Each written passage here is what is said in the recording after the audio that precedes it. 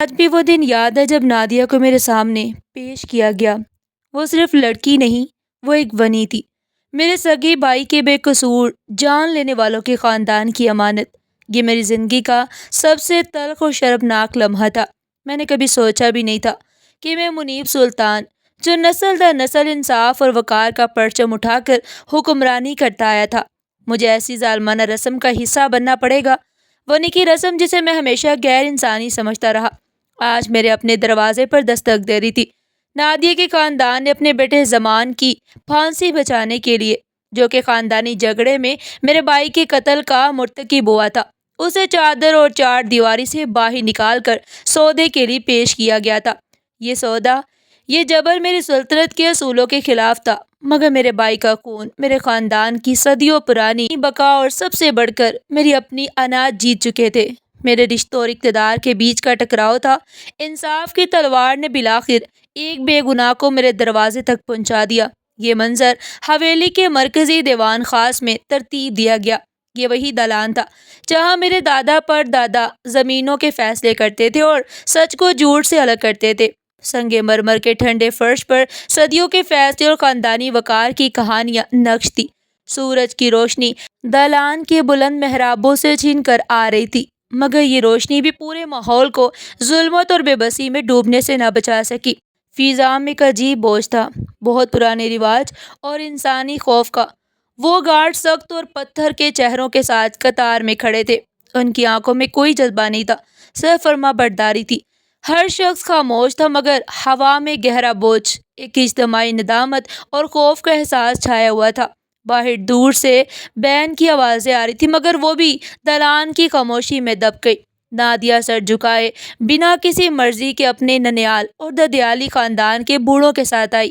وہ بزرگ جن کے چہرے عمر اور تجربے کی جھریوں سے بھرے تھے، آج ان پر ذلت اور ندامت، ہار جانے کی اذیت صاف لکھی تھی۔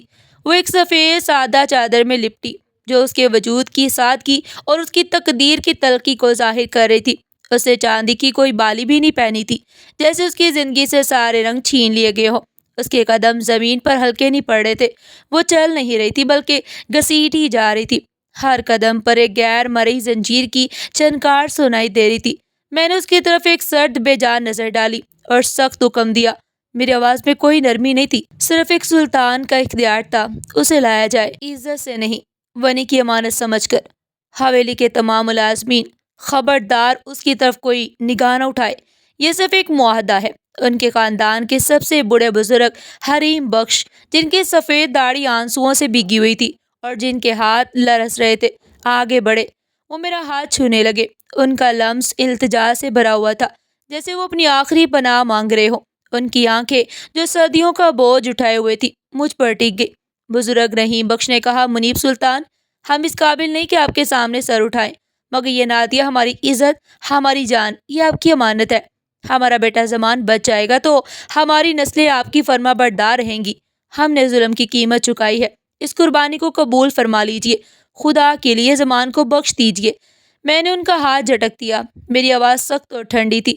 تمہارا بیٹا زندہ رہے گا یا نہیں، اس کا فیصلہ میری عدالت کرے گی، مگر ونی کی رسم میرے وقار کا تقاضا ہے اور اب یہ پوری ہوگی۔ تم جاؤ، میں نے تمہاری امانت قبول کر لی ہے۔ جاؤ حویلی کی خواتین۔ میری والدہ ملکہ عالیہ اور میری بہن زہرا اور نورین دالان کی بلائی گیلری سے یہ سب منظر دیکھ رہی تھی۔ والدہ کے چہرے پر گہری ناپسندیدگی اور درد تھا۔ انہوں نے میری چھوٹی بہن نورین کو اپنے سینے سے لگا رکھا تھا تاکہ وہ ظالمانہ سودے کی گواہ نہ بنے۔ میں جانتا تھا کہ ان کے دل میں رحم تھا، مگر میرے سامنے وہ کچھ نہیں کہہ سکتی تھی۔ انہوں نے ایک بار میری طرف دیکھا، ان کی آنکھوں میں ایک شدید سوال تھا، جیسے کہہ رہی ہوں، کیا یہ ہے تمہارا انصاف سلطان؟ ایک بے قصور لڑکی کے ساتھ؟ مگر میں نے اپنی نظر ہٹا لی۔ میرے حکم کی تلوار نے حویلی کے اندرونی سکون کو کاٹ دیا۔ نادیہ کو سیدھا میری نجی کمرے میں لایا گیا۔ یہ ایک مختصر سرد نکاح تھا، جس میں قبول صرف مجبوری تھی۔ قاضی کا لہجہ بھی شرمندہ سا تھا، جیسے وہ چاہتا ہو یہ سب جلد ختم ہو۔ میں نے صرف قبول ہے کہا۔ نادیہ کی طرف سے اس کے بزرگ چاچا نے مجبوری میں قبولیت کا اعلان کیا۔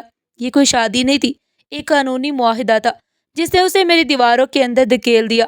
حویلی میں اندھیرا پھیل چکا تھا اور ہر چیز ایک بھیانک خاموشی میں ڈوبی ہوئی تھی۔ نادیہ خاموشی سے میرے پیچھے چل رہی تھی، اس کے قدموں کی آہٹ تک سنائی نہیں دے رہی تھی۔ میرے اندر دو جنگیں چل رہی تھی، ایک منیب سلطان جو اپنے بھائی کے خون کے بدلے اور اپنی انا کی حفاظت میں غرق تھا، دوسری وہ آواز جو ظالمانہ رسم سے نفرت کرتی تھی۔ یہ میری مجبوری ہے نادیہ، تمہارا قصور نہیں۔ یہ الفاظ میرے دل میں گونج رہے تھے مگر زبان پر صرف سختی تھی۔ اس نے میرا کمرہ دیکھا جو اس کی توقع سے کہیں بڑھ کر شاہانہ مگر قید خانہ تھا۔ یہی اس کی قید کا پہلا محل تھا۔ اس کی آنکھوں میں ویرانی، خوف اور بے بسی تھی، جیسے وہ کب کی ہار مان چکی ہو۔ وہ کھڑکی کی طرف گئی۔ باہر گہرا اندھیرا چھایا ہوا تھا۔ شاید وہ دیکھ رہی تھی کہ آزادی کا راستہ کتنا دور ہے۔ میں نے دروازہ بند کیا اور پہلی رات ہی سخت انتباہ دیا۔ میرے لہجے میں برف تھی۔ میں نے کہا، تم یہاں صرف اس لیے ہو کہ تمہارا بھائی بچ جائے۔ تمہاری ذات، تمہاری ہستی میرے لیے کوئی معنی نہیں رکھتی۔ تم صرف ایک امانت ہو، ایک ونی جو میری دیواروں میں قید ہے۔ تمہارے خاندان نے میرا بھائی چھینا اور تم میری انا کی قیدی ہو۔ میں نے مزید کہا، یہاں تمہاری حیثیت میری ملکیت سے زیادہ نہیں۔ تم ایک قیدی ہو مگر میں نے تمہیں چھوا تک نہیں، کیونکہ میں اس رسم کو ظالم جانتا تھا۔ یہ میری مجبوری ہے، میرے بھائی کے خون کا قرض، میری غیرت نہیں۔ تم اپنے بھائی کی سزا نہیں بن سکتی مگر میری انا کی دیواروں میں ضرور رہو گی۔ اس کمرے کو اپنا گھر نہیں، جیل سمجھو۔ میرے سامنے مت بولنا، میری طرف مت دیکھنا۔ میری رحم دلی کی واحد وجہ یہ ہے کہ تم معصوم ہو اور میرے جھگڑے کی قیمت چکا رہی ہو۔ اس کا وجود میرے کمرے میں کانٹے کی طرح چبھ رہا تھا۔ میں نے اس کے بستر کے کونے کی طرف اشارہ کیا اور خود دور صوفے پر سو گیا۔ میرے اور اس کے درمیان ایک خاموش دیوار کھڑی تھی۔ باقی گھر والے خاموش تھے۔ میری مرضی کے خلاف کوئی کچھ نہیں کہہ سکتا تھا۔ وہ صرف دور سے سرگوشیاں کرتے مگر کسی میں ہمت نہیں تھی کہ میری سلطنت کے اس فیصلے پر بات کرے۔ نادیہ کمرے میں ایک سہمے پرندے کی طرح بیٹھی رہتی۔ اس کی آنکھوں میں مسلسل خوف تھا۔ اس کی خاموش دیواروں کو اور بھی سرد کر دیتی۔ میں نے اسے ایک عورت کی طرح عزت تو دی مگر سخت نگرانی بھی رکھی۔ کمرے کے باہر 2 چاقو چوبند گارڈ مقرر کیے اور اعلان کر دیا کہ یہ عورت میری عزت اور میری ذمہ داری ہے، کوئی اس کی طرف دیکھ بھی نہیں سکتا۔ یہ میری قانونی امانت ہے۔ اس کی طرف کسی نے آنکھ اٹھا کر بھی دیکھا تو اس کی سزا موت ہوگی۔ میری یہ سخت حفاظتی تدابیر اس کی حفاظت کے لیے ہی تھی، مگر اس حفاظتی دیوار کے پیچھے میرے دل میں ونی کی رسم اور اس کی مجبوری کا وہ تلخ احساس بھی تھا کہ میں ایک بے گناہ کی حفاظت کر رہا ہوں۔ میری اسی رحم دلی کا فائدہ حویلی کے چوکیداروں اور ملازموں نے اٹھایا۔ حضور، چاچا نے مختار، جو لمبے عرصے سے میری حویلی کے تمام داخلی اور خارجی معاملات دیکھ رہا تھا اور خود کو خاندان کا وفادار سمجھتا تھا، اس نے میرے رویے کو میرے اختیار پر ایک دھبا سمجھا۔ وہ میری اس عورت کو دی گئی نرمی کو ہضم نہیں کر پا رہا تھا جو میرے بھائی کے مجرم کے خاندان سے تعلق رکھتی تھی۔ مختار ایک روایتی سوچ کا مالک تھا اور اس ونی کو غلامی سے کم نہیں سمجھتا تھا، اس لیے اس نے فوراً سازش شروع کر دی۔ اس نے محسوس کیا کہ سلطان اس عورت کو چھو نہیں رہا اور ایک علیحدہ صوفے پر سوتا ہے، تو اسے شک ہوا کہ میں جذباتی طور پر کمزور ہو گیا ہوں اور اپنی سلطنت کا انتقام بھول گیا ہوں۔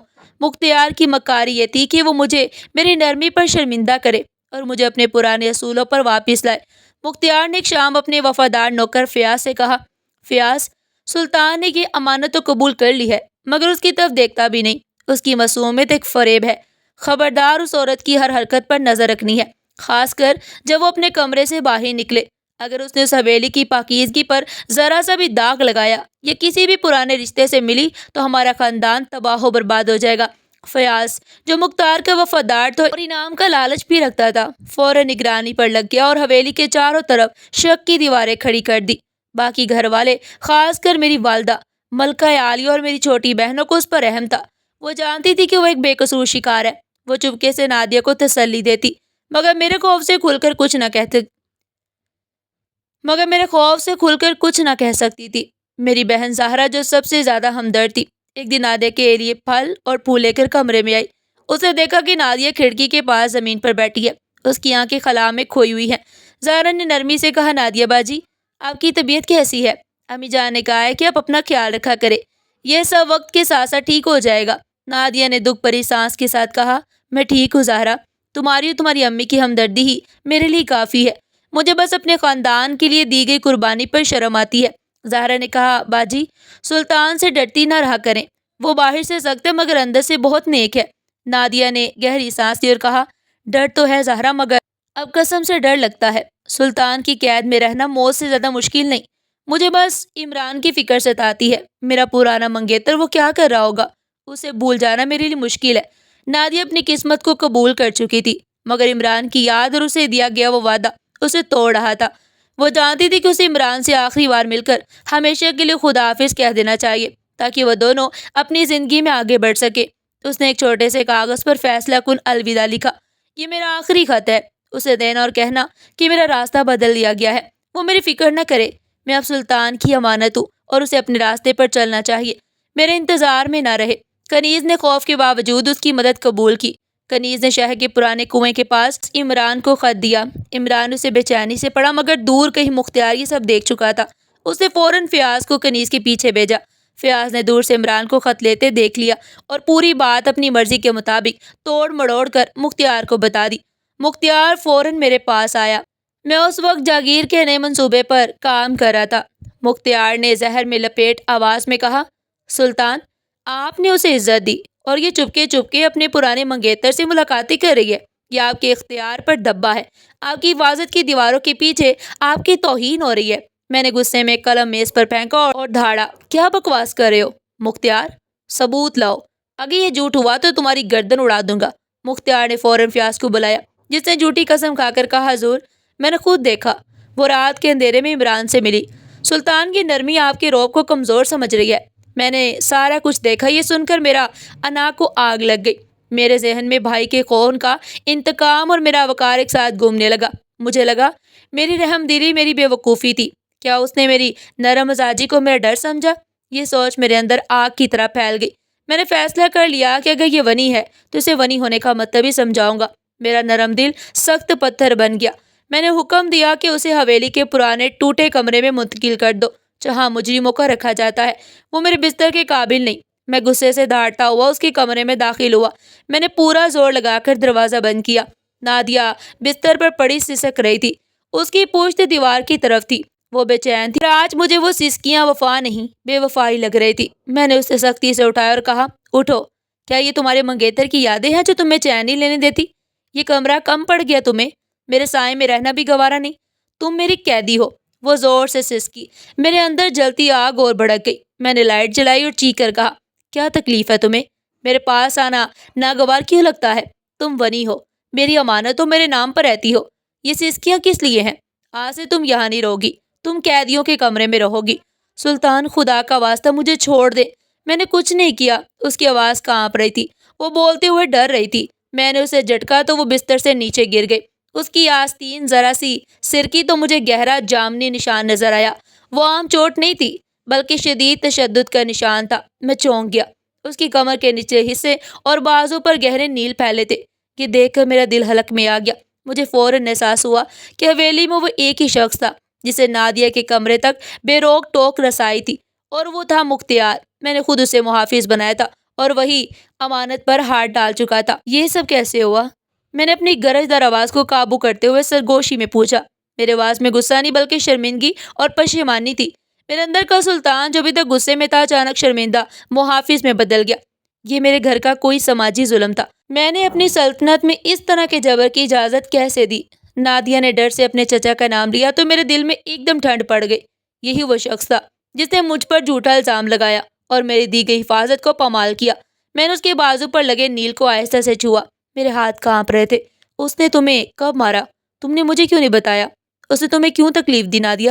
نادیہ نے کہا، جب میں پہلی رات آپ کے کمرے سے نکلی تو وہ مجھے واپس دھکیل رہا تھا۔ اس نے کہا، تم ہمارے سلطان کو دھوکہ نہیں دے سکتی۔ ونی ہو تو ونی کی طرح رہنا چاہیے۔ وہ مجھے ڈراتا رہا کہ وہ آپ کو سب کچھ بتا دے گا اور مجھے مار ڈالے گا۔ اور جب میں نے خط بھیجنے کا سوچا تو اس نے مجھے دیکھ لیا اور بہت مارا۔ وہ مجھے بہت گندی گالیاں بھی دیتا تھا۔ وہ مزید نہیں بول پائی۔ اس کی ہچکیاں تیز ہو گئی۔ میرا شک پلٹ کر مجھ پر ہی وار کر گیا۔ میں ایک چھوٹے الزام کی وجہ سے اس کی تکلیف کو نظر انداز کرتا رہا۔ وہ میرے حکم کے باوجود جسمانی تشدد کا شکار ہوئی اور میں نے اس کے آنسو کو بے وفائی سمجھا۔ میرا دل پہلی دفعہ اپنی غلطی پر شرمندہ ہوا اور درد سے پھٹ گیا۔ میں نے اسے مضبوطی سے اپنے بازو میں بھینچا۔ ٹھیک ہے نادیہ، اب رو مت۔ تمہاری حفاظت میری ذمہ داری تھی۔ تم نے مجھے کیوں نہیں بتایا؟ نادیہ نے کہا، بہت غصے میں تھے۔ مجھے لگا آپ مجھ پر یقین نہیں کریں گے اور مجھے مزید سزا دیں گے۔ میں نے وہی قسم کھائی۔ اس جبر کا انتقام مجھ سے زیادہ کوئی نہیں لے سکتا۔ یہ صرف مختار کی سزا نہیں ہوگی، یہ میری سلطنت کے اصولوں کی بحالی ہوگی۔ میں نے فوراً حکیم کو بلوا کر نادیہ کے زخموں کا علاج کرایا اور اسے سخت آرام کا حکم دیا۔ پھر میں نے مختار کو بلانے اور حویلی کے تمام گارڈز کو اکٹھا کرنے کا حکم دیا۔ میرا غصہ ختم نہیں ہوا مگر میں نے اپنے محافظ کو سخت سزا دی جس سے میری امانت کو ہاتھ لگایا تھا۔ مختیار کو اس کی بے وفائی اور بغاوت کی سزا حویلی کے مرکزی دلان میں دی گئی تاکہ سب کو پتہ چل جائے کہ منیب سلطان کی امانت پر کوئی ہاتھ نہیں اٹھا سکتا، خواہ وہ ونی ہی کیوں نہ ہو۔ اس کی سزا اتنی خوفناک تھی کہ ملازموں کے دل دہل گئے۔ مختیار کو عبرتناک سزا دینے کے بعد ایک خوفناک خاموشی چھا گئی۔ سب جان گئے تھے کہ نادیہ اب میری امانت ہے اور کوئی اس کی طرف بری نظر سے نہیں دیکھ سکتا۔ مختیار کا انجام دوسروں کے لیے سخت سبق تھا۔ میرے سخت مزاج کا خوف حویلی کے ہر کونے میں بیٹھ گیا، مگر میرے دل میں شک کا کانٹا اب بھی باقی تھا۔ مختیار نے اپنے جھوٹ سے میرے اور نادیہ کے درمیان ایک دیوار کھڑی کر دی۔ میں نے اسے عزت کے ساتھ کمرے میں بٹھایا، حکیم کو بلوا کر علاج کرایا، مگر دل سے اسے قبول نہ کر پا رہا تھا۔ میں اسے اپنے بھائی کے مجرم کے خاندان کی لڑکی سمجھ کر دور رکھتا تھا۔ میں نے اسے مکمل نظر انداز کر دیا۔ میں اسے بات تک نہیں کرتا تھا، اسے دیکھنا چھوڑ دیا۔ وہ ہمارے کمرے میں ایک بے جان وجود کی طرح رہتی۔ میں اپنے کاموں میں مصروف رہتا۔ یہ میری فطرت کا انتقام تھا۔ میری بے رخی مختیار کی مار سے زیادہ تکلیف دیتی۔ کمرے کا ماحول سرد ہو چکا تھا۔ ایک دن وہ بستر پر بیٹھی رو رہی تھی۔ اس کے آنسو ٹپ ٹپ برس رہے تھے۔ میں نے اسے دیکھا مگر کچھ نہ کہا۔ نادی نے کہا، سلطان آپ مجھ سے بات کیوں نہیں کرتے؟ کیا میرا قصور ابھی ختم نہیں ہوا؟ کیا آپ مجھے اتنی نفرت کرتے ہیں؟ میں نے کام میں مصروف رہتے ہوئے کہا، تمہاری بے گناہی جسمانی تشدد کے معاملے میں ثابت ہو چکی ہے، مگر تمہاری وفاداری پر شک ہے۔ تم نے خط کیوں لکھا تھا؟ یہی میرا سوال ہے۔ جاؤ سو جاؤ، مجھے تنگ مت کرو۔ میری والدہ ملکہ عالیہ اور بہنیں جو اس ونی کی رسم سے شرمندہ تھی، میرے خوف سے خاموش رہتی۔ نورین میری سب سے چھوٹی بہن ایک دن چھپ کر نادیہ کے پاس گئی، اسے چاکلیٹ اور ریشمی رومال دیا۔ نورین نے کہا، باجی آپ کا قصور نہیں ہے، سلطان بہت ضدی ہے، وہ اپنی بات سے جلدی پیچھے نہیں ہٹتے، وقت ہر زخم بڑھ دیتا ہے، وہ دل سے اچھے ہیں۔ نادیہ نے کہا، شکر ہے نورین، بس مجھے اکیلا چھوڑ دو، میں یہاں کسی کی زندگی مشکل نہیں بنانا چاہتی، مجھے صرف اللہ پر بھروسہ ہے۔ ایک دن حویلی کی بوڑھی نوکرانی دادی جان مجھے مطالعہ گاہ میں ملی، وہ مجھے ایسے دیکھ رہی تھی جیسے میں غلط راستے پر ہوں۔ دادی جان نے کہا، سلطان خدا کے لیے ظلم بند کرو، تم نے مختیار کو سزا دی مگر تم اس معصوم کو خاموشی اور بے رخی کی سزا دے رہے ہو۔ میں نے کاغذات میز پر دے مارے، آپ کو اس معاملے میں بولنے کا حق نہیں، یہ میری امانت ہے، میں جانتا ہوں مجھے کیا کرنا ہے۔ اس نے خط کیوں لکھا؟ یہی میرا شک ہے۔ کیا وہ آج بھی اس شخص سے محبت کرتی ہے؟ دادی جان نے کہا، وہ خط اسے آزاد کرنے کا تھا، اس نے اپنی محبت قربان کی تاکہ تمہاری عزت بچ جائے۔ اب اس لڑکی کو قید رکھ کر کیا ثابت کرنا چاہتے ہیں؟ کہ آپ اپنی انا کی وجہ سے ظلم کریں گے؟ کیا بھول گئے ہیں کہ آپ کی سلطنت کا اصول انصاف ہے، جبر نہیں؟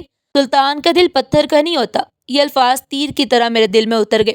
شام کو میں نے نادیہ کو پچھلے باغ میں دیکھا، وہ کمزور اور ٹوٹے پودے کی طرح تھی، اس کے کپڑوں پر مٹی لگی تھی، وہ پرانے فوارے کے پاس بیٹھی تھی۔ میں نے اسے بلایا، وہ ڈرتے ہوئے آئی، اس کی نظریں جھکی ہوئی تھی۔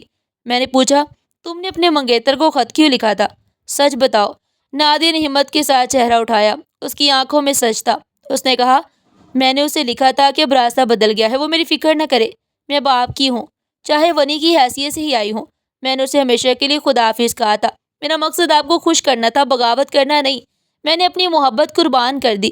اس کی سچائی نے میرے دل کی سختی ایک لمحے کو توڑی، میں مٹھی بھیج کر رہ گیا۔ یہ میری غلطی تھی کہ میں نے مختیار پر اعتبار کیا۔ میرا شک کم ہوا مگر ختم نہیں ہوا۔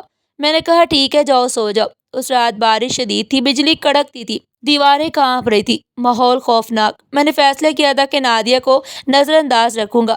وہ کمرے کے دوسرے کونے میں علیحدہ بستر پر لیٹی تھی، مگر دل پہلی بار بے چین تھا۔ مگر اس رات کی دہشت میرے اختیار کی دیواروں میں شگاف ڈال رہی تھی۔ میں بے چین تھا کیونکہ میں نے اسے صرف جسمانی طور نہیں، جذباتی طور پر بھی تنہا کر دیا تھا۔ اچانک دروازہ کھولا اور نادیہ ڈری سہمی میرے کمرے میں داخل ہوئی۔ وہ ننگے پاؤں تھی، اس کا چہرہ پیلا پڑ چکا تھا اور وہ پوری طرح کانپ رہی تھی۔ اس کی آنکھوں میں بجلی کی گرج نہیں، میرے غصے اور اس ظلم کا خوف بھی تھا جو وہ حویلی میں سہ چکی تھی۔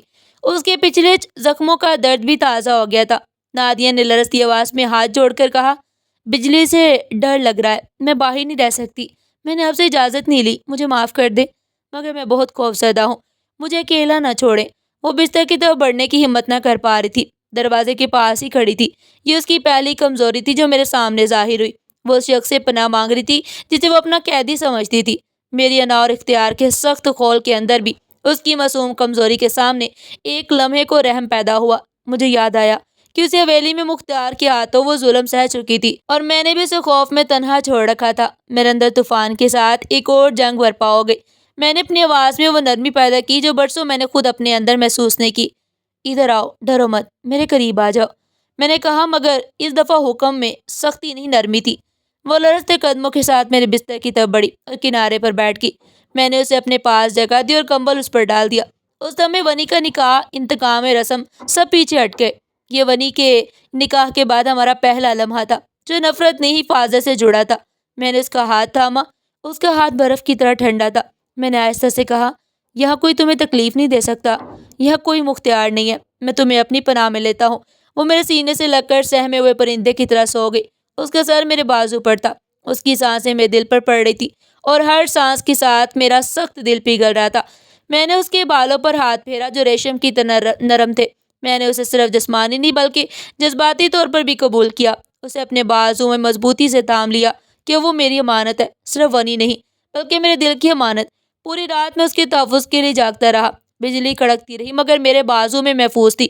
اگلی صبح جب اس کی آنکھ کھلی اور اس نے خود کو میرے بازو میں دیکھا تو اس کے چہرے پر خوف، شرمندگی اور لمحہ بھر کی خوشی کا ملا جلا احساس تھا۔ وہ فوراً پیچھے ہوئی اور اٹھ کر جانے لگی۔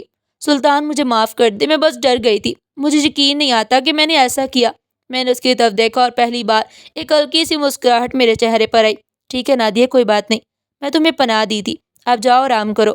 یہی پہلا دن تھا جب میں نے ونی کو پہلی بار عورت کی حیثیت سے محسوس کیا اور محبت کا پہلا بیج میرے دل میں پڑ گیا۔ میرا سخت کھول ٹوٹ رہا تھا۔ اگلے دن میں دوبارہ اپنے روب و دار لہجے میں واپس آ گیا۔ اپنی کمزوری ظاہر نہیں ہونے دی مگر دل میں اب اس کے لیے نرمی تھی۔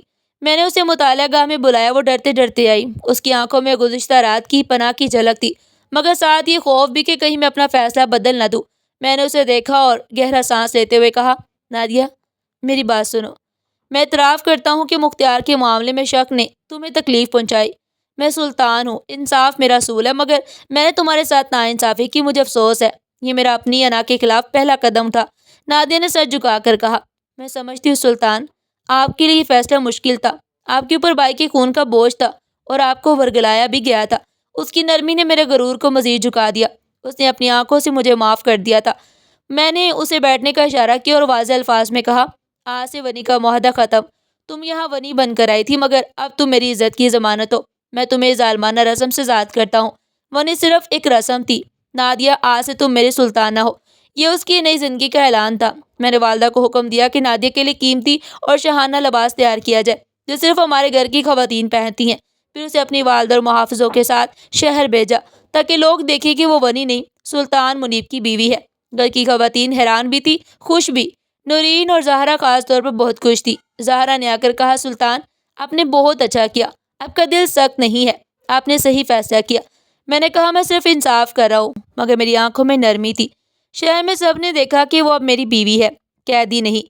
جب وہ واپس آئی اس کے چہرے پر پہلی بار مسکراہٹ اور اعتماد تھا۔ اس نے کہا، شکریہ سلطان، میں بہت خوش ہوں، یہ میرے لیے بہت بڑی عزت ہے۔ میں نے کہا، شکریہ کی ضرورت نہیں، میرے نکاح میں رہنے والی عورت کا سر ہمیشہ بلند ہونا چاہیے۔ اسی رات جب وہ سو گئی میں نے اس کے ماتھے پر چپکے سے بوسہ دیا۔ محبت کا بیج اب پودے میں بدلنے لگا تھا، میں اسے کھونے کا سوچ بھی نہیں سکتا تھا۔ ابھی نادیہ کی زندگی میں سکون آیا ہی تھا کہ سماج نے پھر وار کیا۔ میری نرمی کو جاگیردار کزنز کو ناگوار گزری، خاص طور پر فیاض کو۔ وہ نادیہ پر بری نظر رکھتا تھا اور اس کی بڑھتی عزت اسے برداشت نہ تھی۔ اس نے ایک بڑی دعوت رکھی اور مجھے بلایا۔ میں نادیہ کو ساتھ نہیں لے گیا مگر اس کی ضد پر میں اکیلا چلا گیا۔ جیسے ہی میں داخل ہوا میں نے عمران کو دیکھا جو ونی کے بعد غائب تھا۔ اسے دیکھ کر ہی دل میں تشویش پیدا ہوئی۔ عمران فوراً میری طرف آیا، اس کی آنکھوں میں غصہ تھا۔ اس نے کہا، سلطان تم نے میری منگیتر چھین لی، یہ ناانصافی ہے۔ میں تم سے نہیں ڈرتا۔ میں نے اسے فوراً روکا، خبردار، وہ اب تمہاری منگیتر نہیں، میری عزت ہے، زبان سنبھال کر رکھو۔ فیاض نے موقع سمجھ کر اونچی آواز میں کہا، منیب میں نے کل اسے شہر میں دیکھا تھا، یہ بھی اس لڑکے سے ملتی ہے، یہ تمہاری دستار کی توہین ہے، یہ تمہیں دھوکہ دے رہی ہے۔ فیاض کی بات نے میری انا میں پھر وہی پرانا شک جگا دیا۔ مختار کا جھوٹ بھلایا نہیں گیا تھا مگر اندر کہیں شک کا بیج بھی زندہ تھا اور اس اعلان نے سب کے سامنے میری توہین کا خطرہ پیدا کر دیا۔ میری ساری رحم دلی غصے میں بدل گئی۔ غصے میں پاگل ہو گیا۔ میں نے عمران کو دھکا دیا اور گارڈز کو حکم دیا کہ اسے حدود سے باہر پھینک دے۔ اگر تم نے دوبارہ میری حویلی کے پاس آنے کی کوشش بھی کی تو میں تمہارے بھائی کو پھانسی کی سزا سے نہیں بچاؤں گا۔ میں غصے سے حویلی واپس آیا۔ نادیہ اپنے کمرے میں چولہا جلا رہی تھی، اپنے لیے رات کا کھانا بنا رہی تھی۔ وہ نہیں چاہتی تھی کہ کسی پر بوجھ بنے۔ میری آواز میں دھماکے کی گونج تھی، تمہارا منگیتر کیا کر ہے؟ تم اسے کیوں ملتی ہو؟ کیا میری عزت کا کوئی خیال نہیں ہے؟ تم میرے وقار کی دھجیاں اڑا رہی ہو۔ نادیہ نے حیرت سے مڑ کر کہا، میں نہیں ملی، میں نے آپ کی عزت کی خاطر اسے نظر انداز کیا۔ اور اب یہ کیا کہہ رہے ہیں؟ میں نے تو بازار میں اس کی طرف دیکھا تک نہیں۔ میں نے کہا، جھوٹ مت بولو، فیاض نے مجھے بتایا تم میری عزت کو چیلنج کر رہی ہو، تم ابھی بھی اسے چاہتی ہو۔ نادیہ زور سے روتے ہوئے پہلی بار میری آنکھوں میں آنکھیں ڈال کر بولی، فیاض جھوٹ بول رہا ہے، وہ مجھ پر بری نظر رکھتا ہے، وہ آپ کو مجھ سے نفرت دلانا چاہتا ہے تاکہ وہ مجھے حاصل کر سکے۔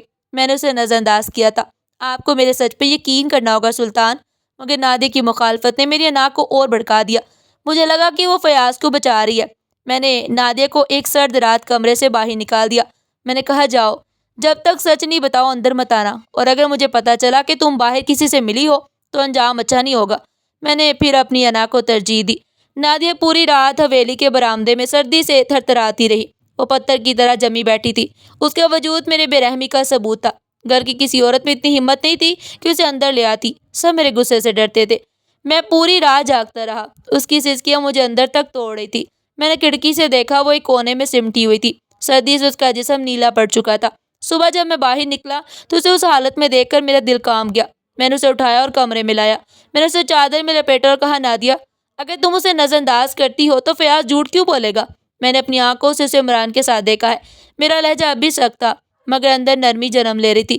نادیہ کی آنکھوں میں آنسو بھر آئے مگر وہ پہلی بار مضبوط آواز میں بولی، فیاض مجھ پر بری نظر رکھتا ہے، وہ جھوٹ بول رہا ہے تاکہ آپ مجھ سے نفرت کرے، وہ مجھے اپنے لیے چاہتا ہے۔ میں نے اسے نظر انداز کیا تھا۔ سلطان، آپ کو میرے سچ پر یہ بھروسہ کرنا ہوگا، یہ میری آخری التجا ہے۔ مختار کا جھوٹ، فیاض کی بری نظروں کی حقیقت سب سامنے آ چکی تھی۔ میں نے فیصلہ کیا کہ اب صرف سچ ہی بولے گا۔ میں نے فوراً شہر کے ذمہ دار شخص کو بلایا جس کے پاس خفیہ نگرانی کا سارا ریکارڈ تھا۔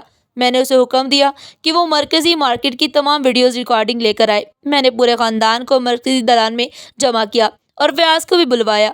جب وہ بڑے اطمینان سے آیا تو میں نے نوکر کو حکم دیا کہ ویڈیو سب کے سامنے چلائے۔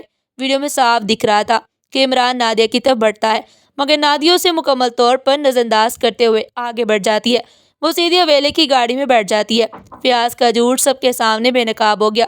میرا دل شرمندگی سے بھر گیا۔ میں نے ایک بار پھر اس پر ظلم کیا تھا۔